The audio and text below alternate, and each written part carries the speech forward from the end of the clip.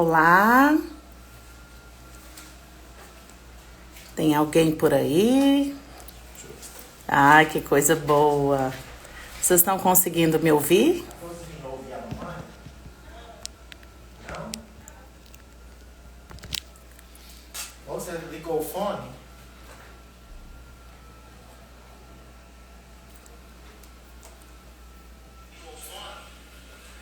Tá. Olá, Ó, tá boa funcionando. noite, boa noite. Tem alguém conseguindo me ouvir aí? Ai, que coisa boa.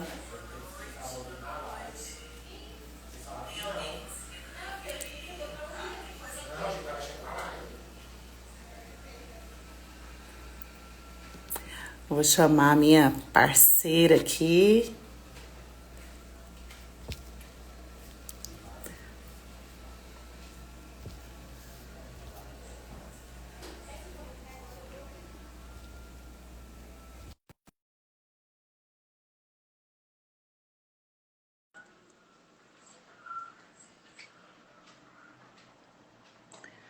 Vamos aguardar. Logo, logo a Biana entra aqui para a gente conversar também.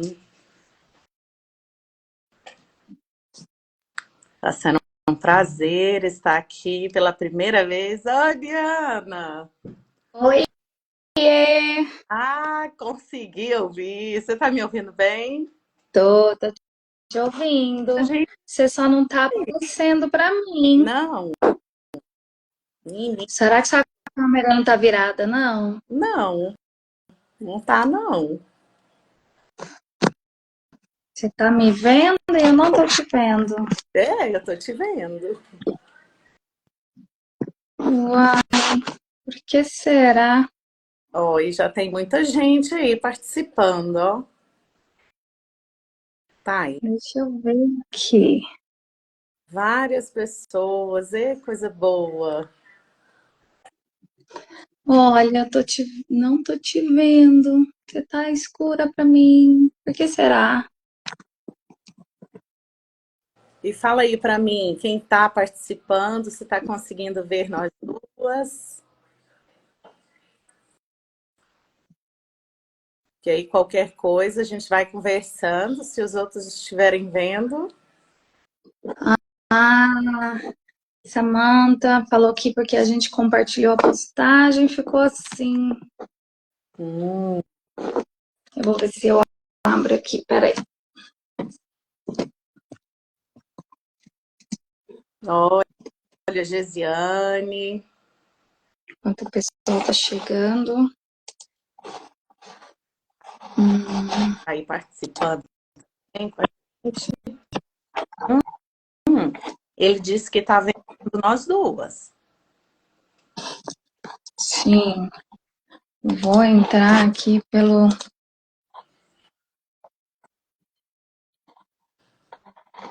Vou ver se não vai dar bel. Pronto. Conseguiu ver? Entrei pelo computador, Ah, ótimo. aí eu te vejo. Ah, que bom. Noite, agora sim. Bom, gente, olha, eu tô ansiosa, meu Deus. Tivemos um dia só na correria, fui ali na academia, treinei um pouquinho, vim correndo para falar um pouquinho com vocês. Está sendo um prazer muito grande estar por aqui. Agora, já tem quatro, né, Biana? E estamos aqui à disposição, tá? Eu já tenho um monte de perguntas que fizeram para nós sobre o nosso tema. E Ah, aí, que bom. vai começar a conversar e se mais alguém quiser perguntar, o Fábio também pode nos ajudar com essas perguntas que vierem, se eu não conseguir, né, Biana? E aí a gente vai conversando. Bom, Sim. eu sou a Renata, vou me apresentar, né? Para quem não me conhece, sou gestora da Escola Planeta Azul desde 2016, né? Na direção junto com o Fábio. Graças a Deus a gente tem aí uma estrada, uma caminhada boa e conseguimos superar a pandemia, né? Ô, luta! E Biana também, educadora. Fala um pouquinho de você. Sim. mãe da Annalise, psicopedagoga, e a gente já se conhece já tem um bom tempo e a gente vem discutindo aprendizagem, vem discutindo, trocando conhecimento já há algum tempo. E para mim é uma satisfação muito grande, viu, Biana? Quando você fez, quando a gente conversou, chegou nesse projeto, né, que é fazer esse trabalho de discutir, de falar sobre aprendizagem, sobre ensino, processo, enfim.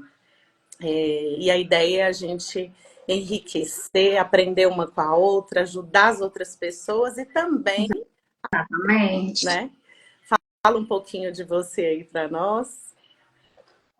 Então, eu sou psicopedagoga, né? Atualmente atuo na clínica Goiania, ali no Parque Ateneu, e faço esse trabalho também de orientação para pais.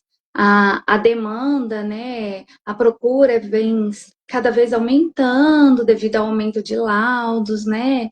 E aí veio essa ideia de a gente fazer esse projeto com lives para estar conversando, né, discutindo, vendo quais são as dúvidas, podendo estar auxiliando as pessoas no seu dia a dia, né, com as suas dificuldades.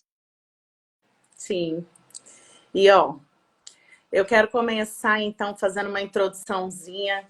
Preparei aqui alguns apontamentos e aí eu quero dizer o seguinte, que a aprendizagem, todos nós aprendemos a todo tempo, desde que estamos na barriga da mãe, até sempre.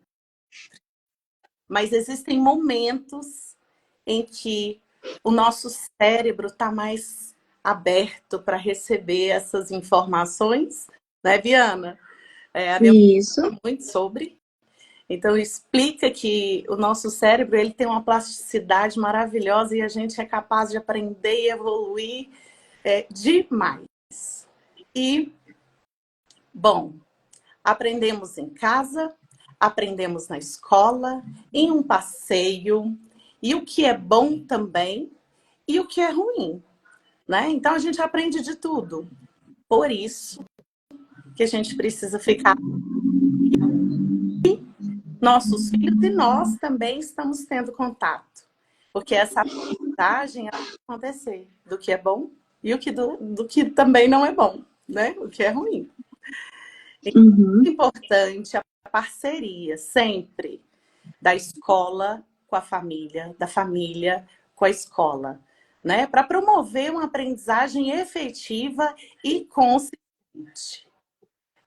Quando identificamos que uma criança ou uma pessoa está com dificuldade de aprendizagem, qual é o primeiro passo, né, Biana?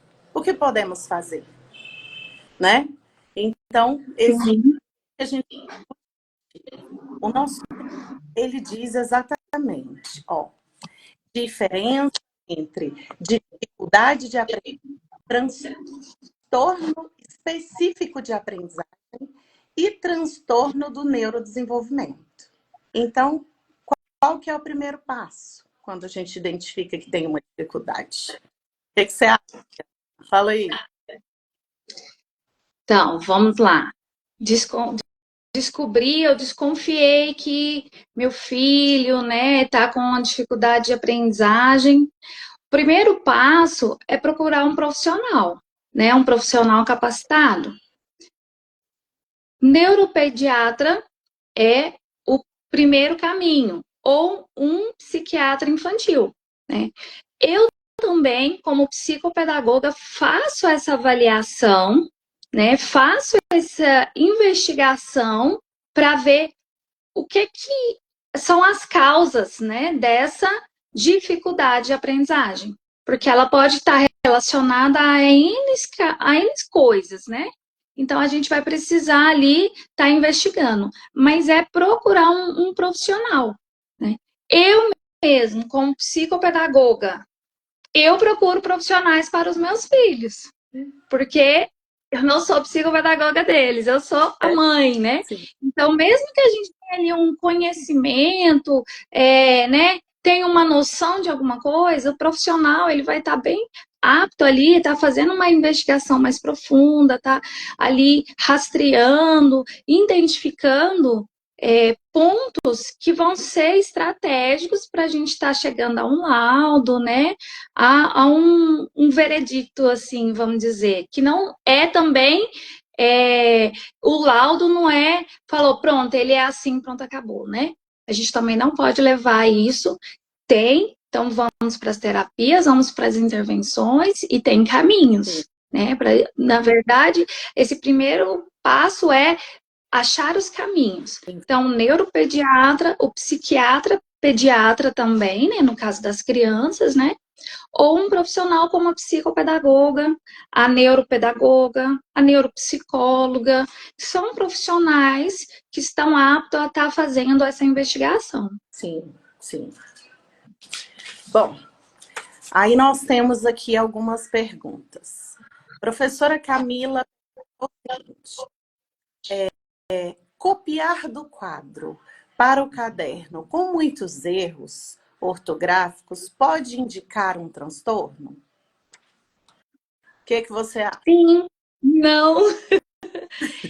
Tudo vai depender, né? Porque pode ter uma desortografia aí? Pode ser, que a desortografia ela é um transtorno específico da aprendizagem, mas pode ser uma habilidade do processamento visual que não foi desenvolvida. Por isso, a importância de estar buscando um profissional para fazer uma avaliação completa, para entender. Pode ser um déficit de atenção, né? Mas se está com muito erro de ortografia, pode ser ali um processamento visual, uma desortografia, mas tem que estar fazendo mesmo a avaliação para a gente ver pontual, até mesmo para fazer as intervenções corretas, né? Sim. Bom, e o professor é fundamental nesse processo, né, Biana? Exatamente. Professor, eu falo que o professor, ele vai ter um olhar muito diferente da família. Porque o que acontece? Por mais que a gente ouve assim, uma criança não pode ser comparada com a outra, mas a gente tem marcos do desenvolvimento. E esses são muito importantes, né? E o professor, ele está ali com uma turma que estão dentro do mesmo marco, que teriam que estar dentro do mesmo marco. Então, ele consegue perceber quem está com atrasos, né, para estar ali orientando a família. Por isso, a importância de ter essa comunicação da família com a escola. Porque o professor, ele está apto ali, é um profissional capacitado que está apto a ver essas dificuldades, que em casa, por exemplo, se é filho único, não dá nem para ter um parâmetro entre um irmão, né? Que não é comparar, mas é ter um parâmetro ali de que, nossa, nessa idade não estava tão avançado, não estava tão atrasado, né? Então tem que ter esse olhar do professor, sim. E é muito importante. Se está tendo um processo muito, né, longo, ali está demorando demais, alguma coisa está acontecendo. Ou está faltando estímulo, ou está faltando ali uma habilidade, né? Ou está com algum problema em alguma habilidade. Sim. E aí é importante a gente identificar, Biana, porque assim, o processo educativo dentro da escola, ele acontece em 4 horas. O restante, Exato. a criança fica em casa.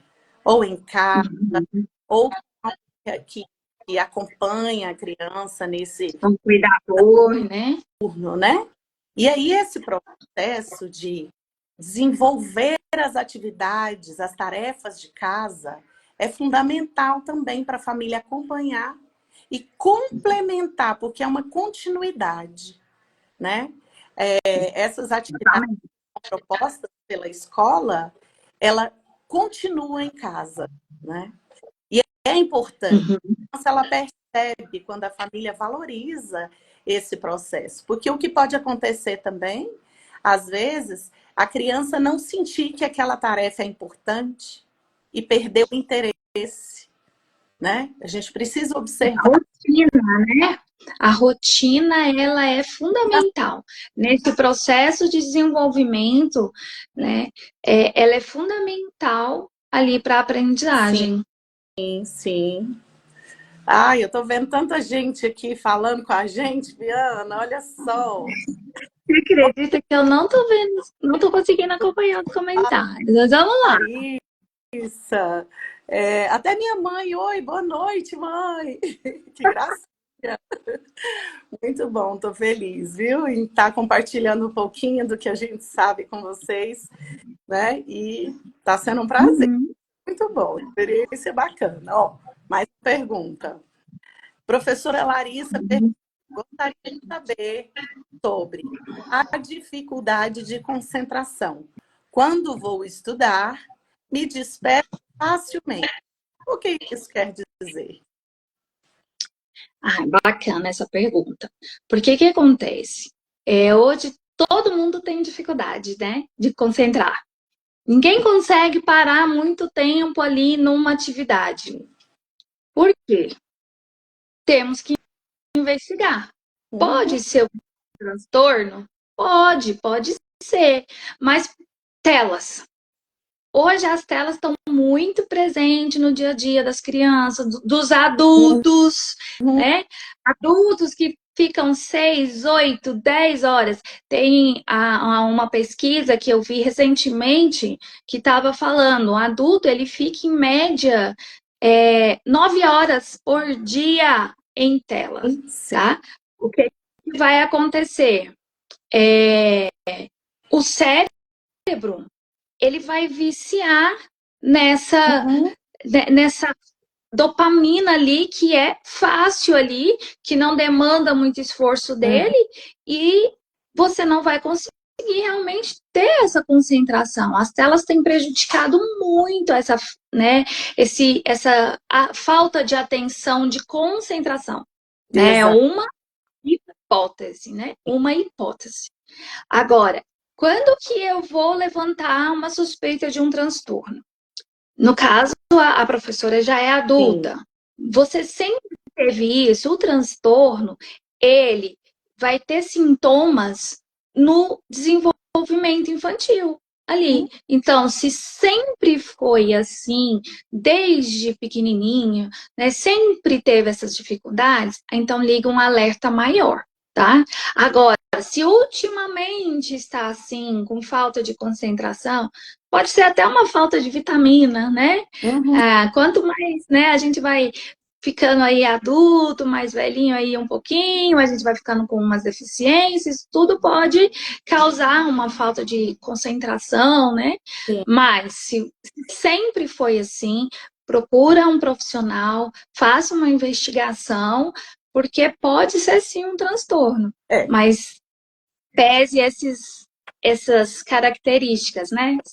Tem o celular, o meu celular toda semana fala, olha, você ficou tanto tempo essa semana no celular, por dia, tal. Tem uns aplicativos que vai fazendo e comece a fazer esse controle, né? Porque as telas têm trazido essa consequência. É a hiperestimulação, né, Briana? E o cérebro da gente vai ficando mesmo pilhado com aquelas informações, aquele excesso de estímulos e luzes, né, que acontece, que vem principalmente do celular, né? Principalmente de TikTok, Sim, Instagram, que fica passando, né? Esses videozinhos curtinhos. sim, com certeza. Ai, ó, Samara falou: oi, tia Renata, oi, Samara, que gracinha.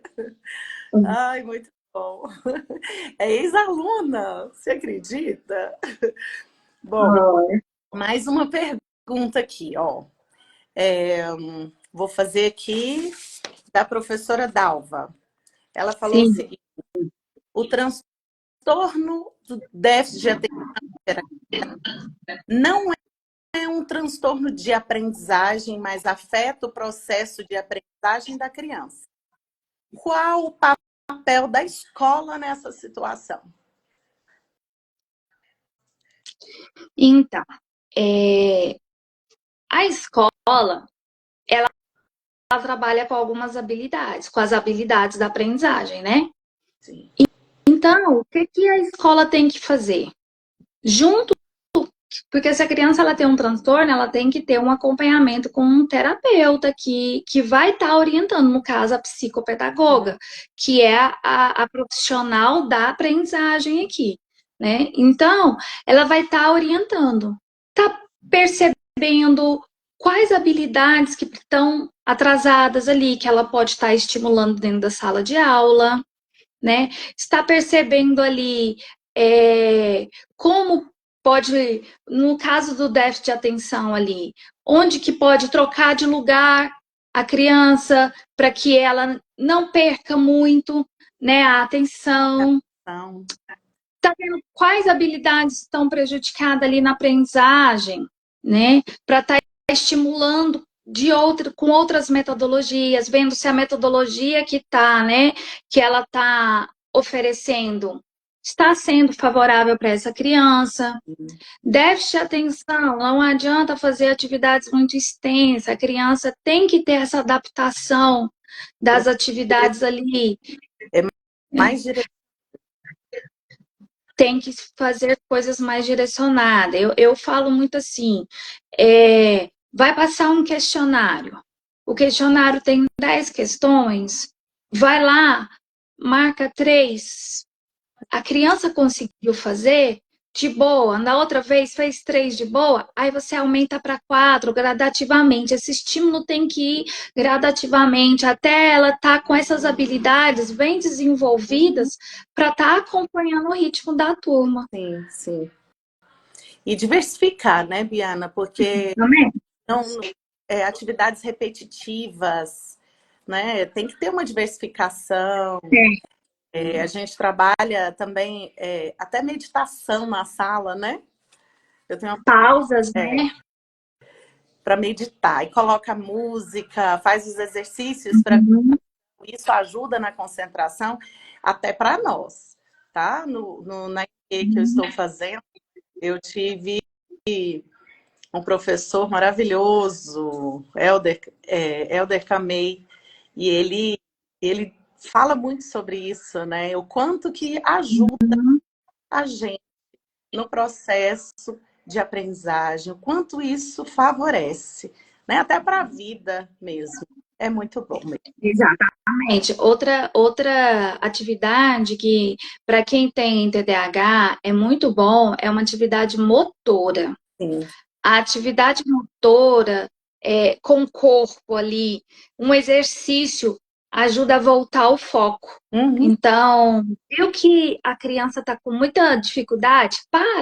Chamar, agora vamos todo mundo fazer espreguiçar lá na sala, fazer um polichinelo, agachamento. Essas atividades, elas fazem com que a mente consiga se concentrar novamente, aí você consegue reter a atenção novamente da criança. Sim. Tá atento nesse processo, né? A gente costuma fazer acolhidas, sabia? Todos os dias. A gente tem esse costume de promover esses momentos. E aí a gente chama, faz as atividades de jogos e brincadeiras, né? Que a gente propõe. Que deve acontecer, né, na sala de aula, mas tem que ter essa interação também com os outros pares, outros grupos. E um estimula o outro a crescer, né? Mais uma pergunta aqui, ó. Muito entrando aqui, ó, acabei de ver. Ai, tem gente querendo entrar. Eu falei, olha, pode fazer a pergunta aí que a gente responde. Bom, vamos lá. O que caracteriza uma dificuldade de aprendizagem e como ela difere de um transtorno específico de aprendizagem? Então, a dificuldade de aprendizagem, ela não necessariamente vai vir, né, com...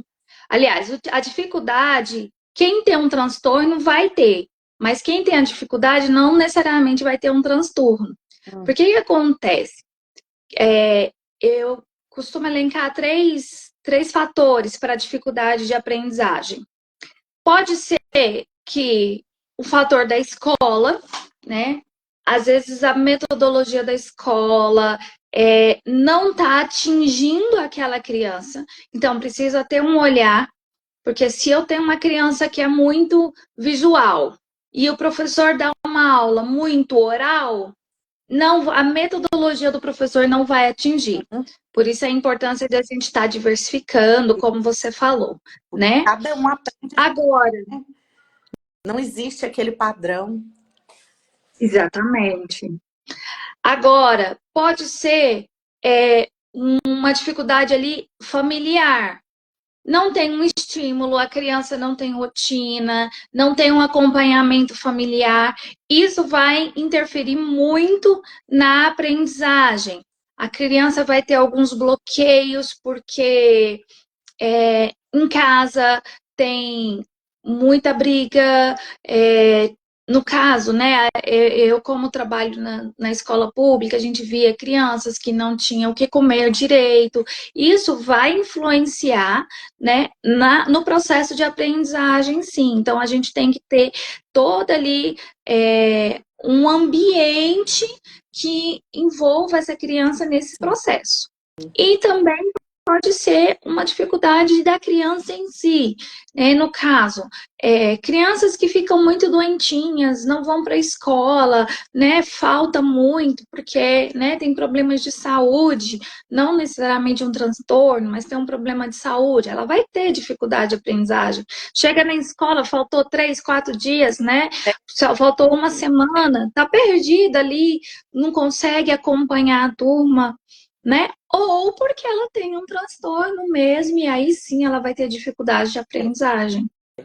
Sim, muito bem respondido. Ó, mais uma aqui. Agora, quais são os principais transtornos específicos de aprendizagem e como afetam o desenvolvimento acadêmico de uma criança?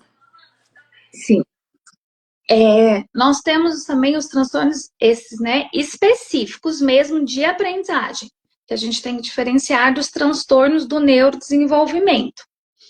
Então, eu tenho aqui a dislexia, que é um transtorno que vai afetar ali a leitura e a escrita, né? Temos a descalculia, que é um transtorno de aprendizagem, né, do raciocínio lógico, da matemática, né, vamos dizer assim, tem dificuldade com números, né, com as continhas ali.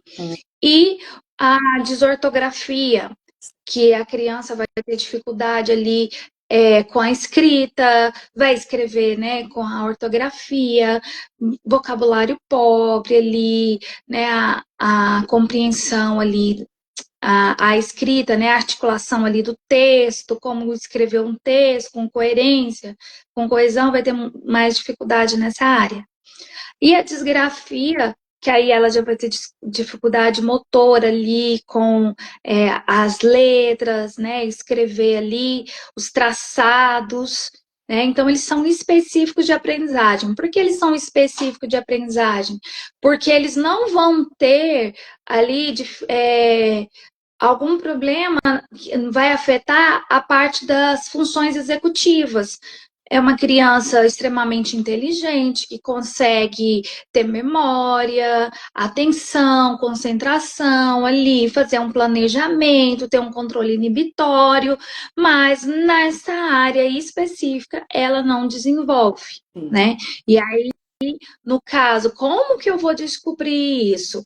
Tem que fazer uma avaliação, e aí a gente, daí, a partir dessa avaliação, faz uma intervenção pontual durante um decorrer de um tempo. Se não houver evolução, aí sim, né, junto com a equipe multifuncional, né, um neurologista, uma psicopedagoga, aí sim essa criança vai ser laudada com um transtorno específico de aprendizagem, mas tem que primeiro estar fazendo bastante intervenção, tem o desenvolvimento. Sobre essa questão, é importante falar que assim, a escola e a pessoa, no caso você ou outro terapeuta, enfim, que acompanha o processo de investimento ação da criança, ela tem o contato com a família, com a criança e com a escola, né? Exatamente. Essa junção para que, de fato, seja uma avaliação verdadeira, né? Exatamente. Ficar de fato quais são as necessidades e as dificuldades que a criança realmente, né? Então, Sim, porque para ter um laudo, precisa de estar analisando os ambientes, né?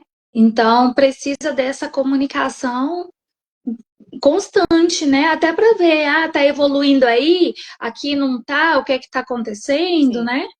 sim, com certeza. Bom, mais uma pergunta aqui. Quais são os sinais precoces, os transtorno do neurodesenvolvimento que os pais e professores devem observar? Bacana. Desde bebezinho, é possível a gente identificar um transtorno, desde que, né, seja com sintomas bem mais graves, assim, né? Por exemplo, no autista, nível de suporte 3, o desenvolvimento motor é atrasado, né? O desenvolvimento da fala é atrasado, né? Fala-se muito, tem que esperar o tempo da criança, né? Hoje isso já tem caído por terra, muitos especialistas têm trazido, né, a importância do diagnóstico precoce. Quanto mais cedo buscar, mais cedo você vai intervir, né? Então, desenvolvimento motor, desenvolvimento da fala, quando chega ali na alfabetização, a criança não está desenvolvendo dentro de um marco, né? Então, começou a alfabetização, já quer que a criança leia, escreve. Não, também não é assim. Tem um tempo ali, né? Mas chegou aos 7 anos, ali o finalzinho do 2º ano, a criança não está lendo, não está escrevendo, está com muita dificuldade, tem que buscar ajuda, porque quanto mais cedo, mais fácil vai ser para a criança, até mesmo por conta dessa plasticidade cerebral, né, que você falou no começo, que é o caso da menos energia, menos gasto de energia para maior aprendizado. Quanto mais velho, mais eu gasto energia para menos aprendizado. Então, precisa sim de estar atento a esses marcos do desenvolvimento e se desconfiou que não está dentro do normal, busca uma avaliação. É importante. E aí sim a gente vai estar observando um transtorno. E é importante a gente perceber, né? Algumas famílias falam, é por causa do material, é por causa... Fica tentando achar respostas, né? Justificativas. Ter essa união, né? E tentar identificar vários pontos. A gente sabe, né, Bia, que atrapalha mais o processo educativo, né? A gente fala de um prejuízo de mais de 5 anos, talvez até mais, né? Porque aula virtual não tinha aquele calor humano, né, gente? Então, a falta do calor humano, da proximidade, né, do processo da socialização, né? Fundamental.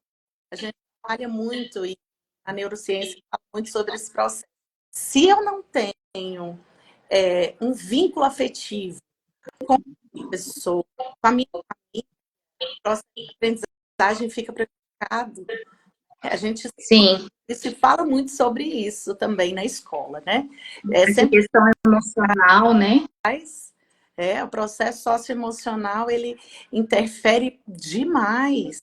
Então, se por alguma coisa que trouxe assim um sentimento de muita tristeza, naquele dia, se for dia de avaliação, então desconsidera, porque realmente, né? Bom, agora mais uma pergunta. Sim. Como as intervenções precoces podem ajudar no manejo de transtornos específicos de aprendizagem e transtornos do neurodesenvolvimento? As intervenções precoces, elas só vão ajudar, só vão ajudar. Estímulo nunca é demais, né? A criança, ela precisa estar sendo estimulada, principalmente nessa primeira fase, né? Do nascimento até os 6 anos, quanto mais estímulos ela tiver, melhor para ela. Por quê? Porque funções executivas são habilidades que a gente não nasce, a gente precisa estar desenvolvendo. Elas são precursoras para a alfabetização. Então, se eu estou estimulando ali, tá? Desconfiei que meu filho está com um transtorno. Ainda não tem um diagnóstico, porque muitas vezes espera-se um diagnóstico para começar uma intervenção. Não, vai fazendo em casa, vai orientando. O papel da família vai fazer toda a diferença no desenvolvimento dessa criança. Como você falou, tem alguns pais que vêm falar, o material não é adequado. Livro, por exemplo, livro didático é recurso, né? O que eu tenho que estar observando ali? Se eu oferecer um material na minha casa e a criança também não está desenvolvendo.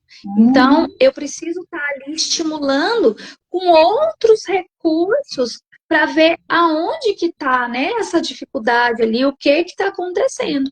Então, intervenções precoces, ela nunca é demais. E se a gente está atento aos marcos do desenvolvimento, eu vou estar atento ali ao que né, pode vir mais adiante. Eu vi que tá tendo umas perguntas aí no chat, Renata. Peraí. Tem uma pergunta aqui, será que eu consigo ver? Deixa eu ver. Consegui. A escola, olha só, a Eliana. Eliana está perguntando. A escola consegue identificar transtornos e se a metodologia influencia, então o material também pode ser Bom, ficou um pouco difícil de entender o final aqui, mas ela está falando de material, eu acho também que ela pode ser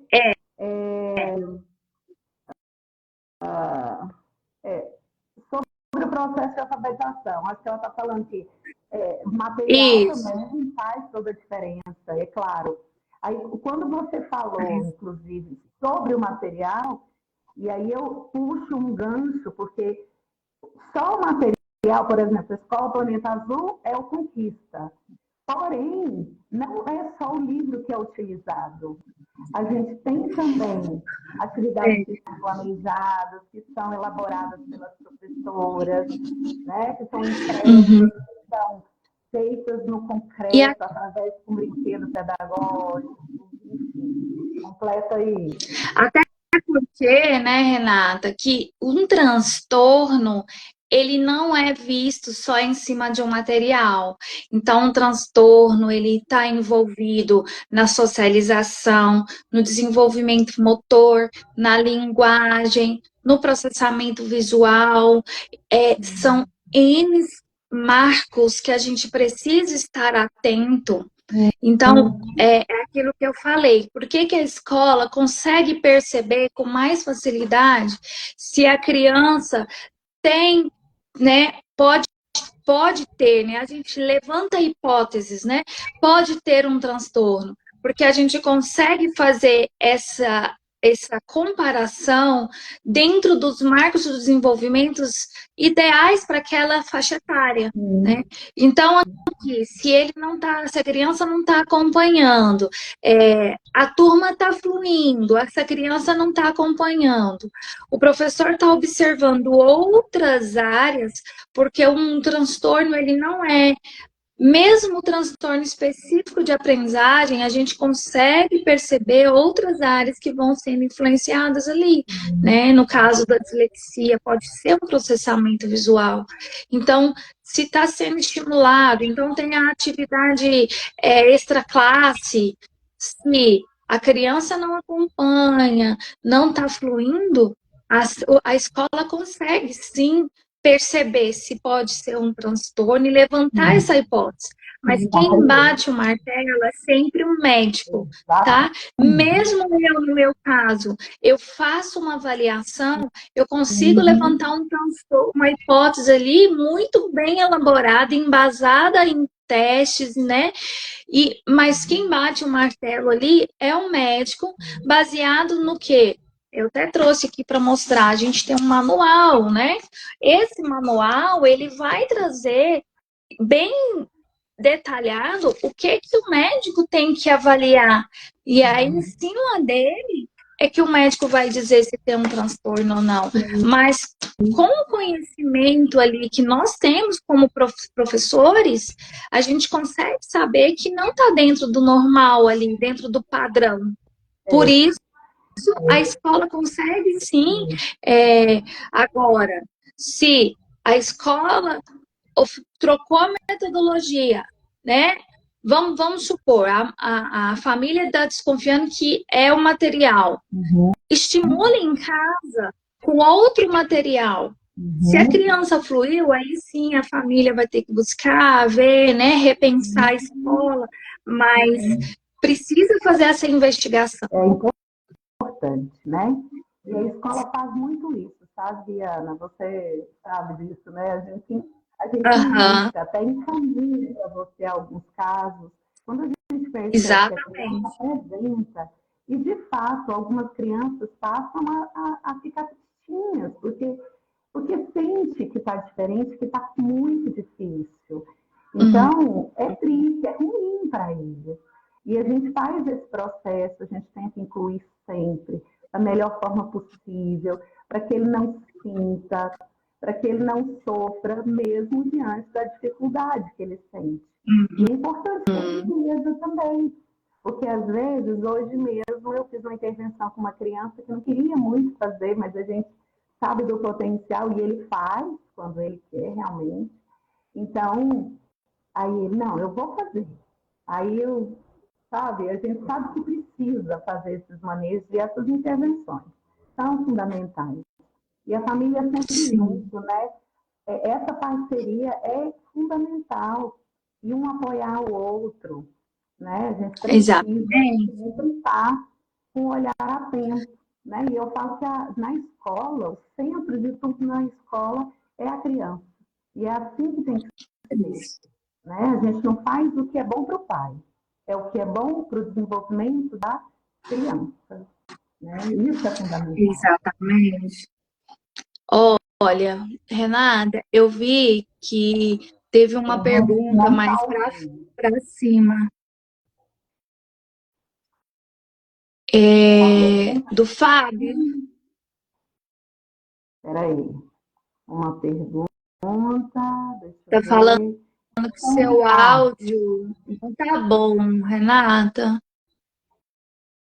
Se eu tirar o fone... Às vezes fone... Você consegue me ouvir sem o fone? Eu tô te ouvindo. Consegue me ouvir? Sim. Espera aí, tá? Já são 8 horas, mais de 8 horas. Agora. Dá para ouvir? Ficou ótimo o seu áudio agora. Pronto. Ó, o Fábio está aqui perguntando, né?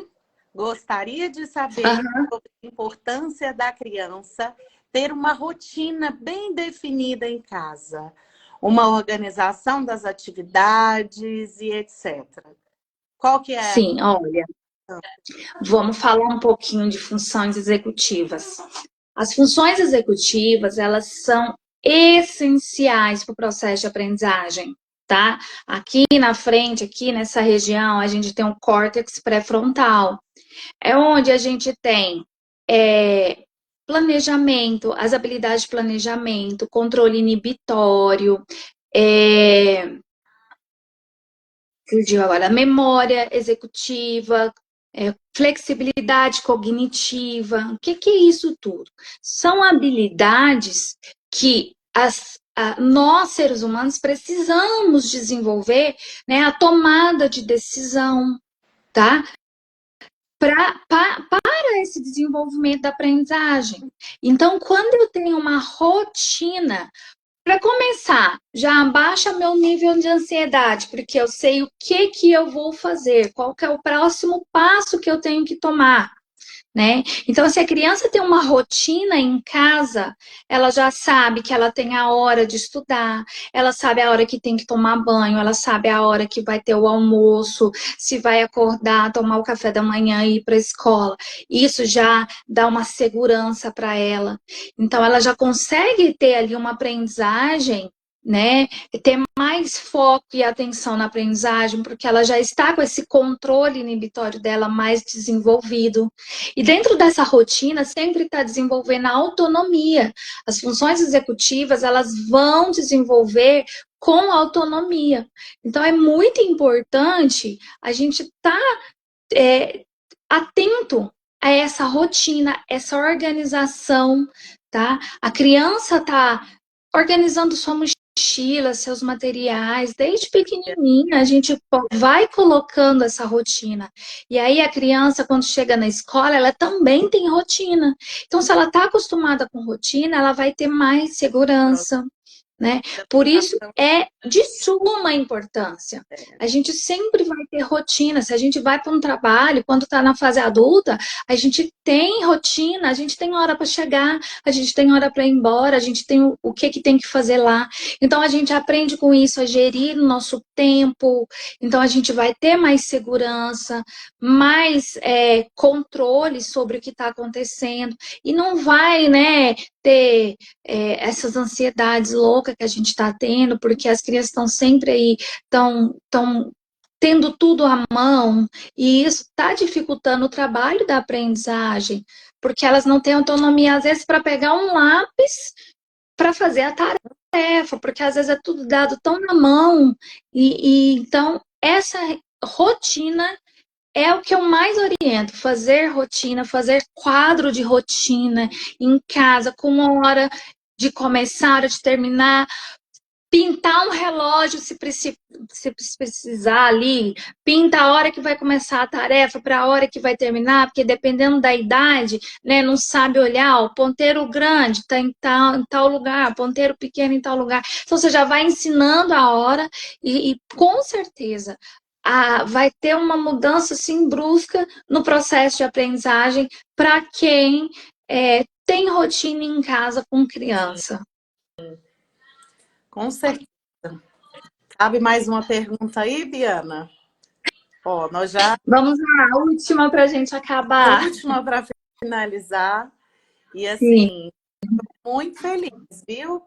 A participação de vocês. Muita gente bacana aqui falando, acenando, né? Ex-alunos, família aparecendo. Muito obrigada, viu, por prestigiar a gente aqui. A gente está bem feliz. Verdade. A última né? pergunta, inclusive, pedir, citar para vocês.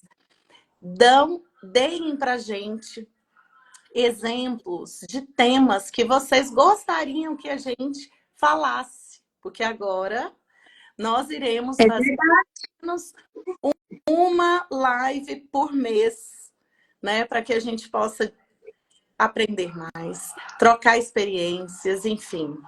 E é isso que eu gostaria de pedir para vocês, tá? Antes de finalizar com a última pergunta. Beleza? Ó, deixa eu ver essa pergunta. Tem mais, viu? Só que eu vou escolher uma aqui.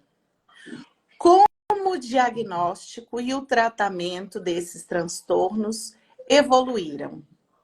E assim, para completar essa pergunta, o fato de ter um diagnóstico é o fim disso? Ah, eu tenho diagnóstico, agora pronto. meu filho é autista, meu filho tem TDAH e pronto. Aceite, é assim mesmo. E aí não faz, ouve nada e forma com isso. Esse é o caminho, Diana, será? O que acontece? Vamos lá. Hoje, com o tanto de pesquisa que nós estamos tendo, as divulgações, né? Nós estamos conseguindo identificar com mais facilidade, então os laudos estão aparecendo, né? Mas o laudo, ele é um ponto de partida. Ele não define quem é a pessoa. Quanto mais a gente fazer as intervenções corretas, pontuais ali, mais esse diagnóstico ele vai deixar de ser um diagnóstico entre si, né? Ele não vai ser um determinante, né? E é muito importante as terapias. Terapia vai auxiliar em todo o processo. Então, o diagnóstico, ele é um ponto de partida, ele é um caminho, mas ele não define. Porque, por exemplo, chega para mim pacientes lá, ele já está laudado, ele tem TEA, né? Ele é um autista. Ser um autista é uma condição, né? Mas isso não quer dizer que ele não vá ter uma vida normal, ele não vá fazer tudo que, né, as pessoas podem fazer. Aí, o que eu faço? Eu faço uma avaliação para a gente ver as habilidades que estão com prejuízo e a gente vai fazendo as intervenções.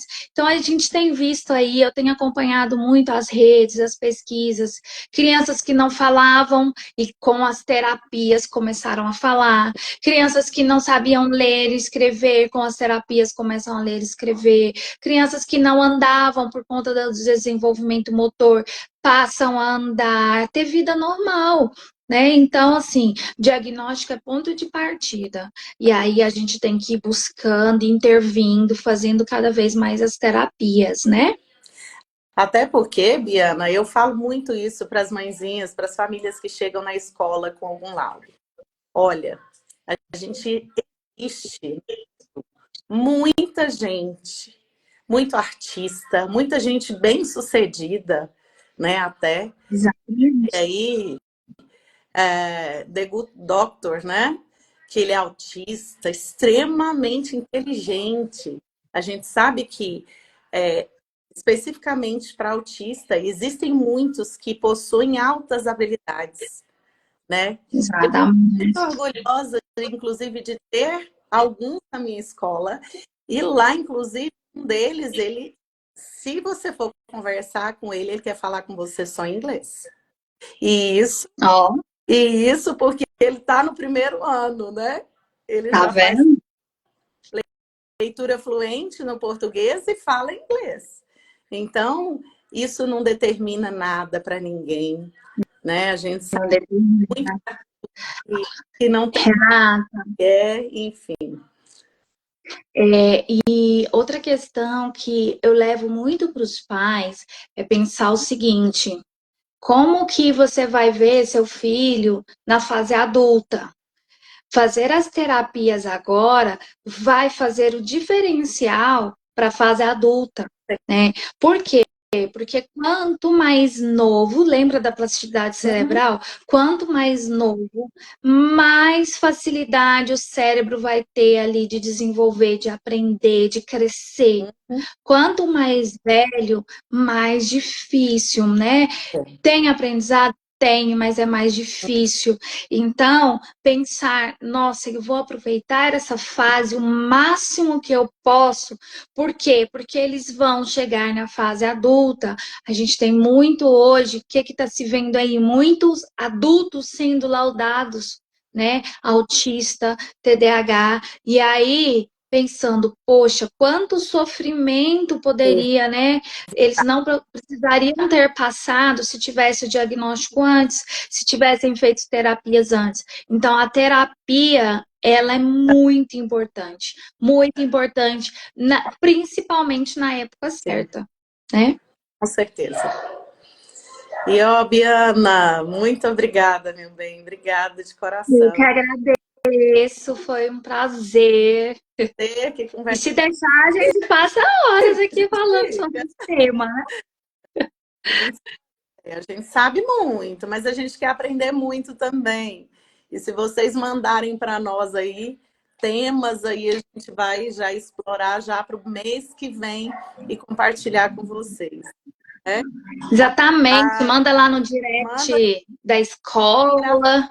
gravado a live, tá? A gente vai organizar aí para deixar à disposição para quem não assistiu, ver depois. Tá bom? Obrigada por tudo, Renata, amor. gostaria de aproveitar e falar, né, que eu faço avaliação, trabalho na Clínica Goiani, para quem, né, estiver desconfiando aí que seu filho está com uma dificuldade, me procura lá, me chama aí no direct no Instagram também. Estou à disposição aí para ajudar.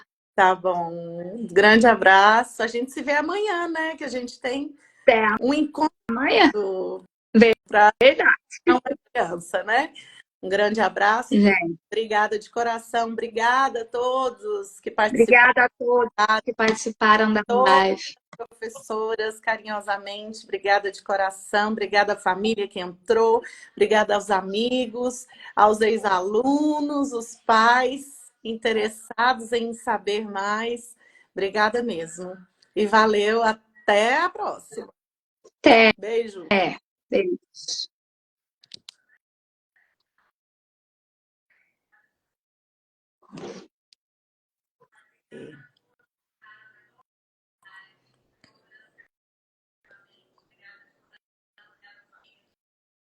Agora encerrar aqui, né, minha gente? Um abraço.